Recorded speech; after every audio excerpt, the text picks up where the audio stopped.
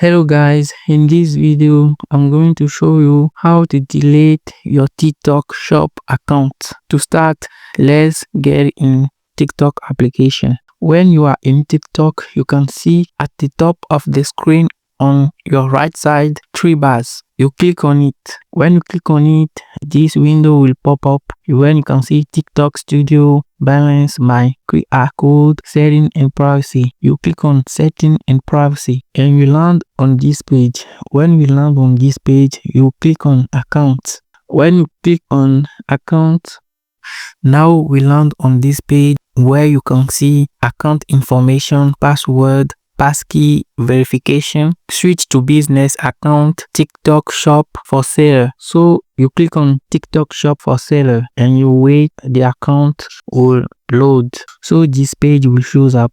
For me, I don't have a TikTok shop account, so I'll have to create the account, to put my ID, my mail, my password to create the account. And to delete the account, you have to follow the same process. You come to this setting of TikTok and you can delete the account. That's all for this video. If you find it helpful, like and subscribe, and see you in the next video.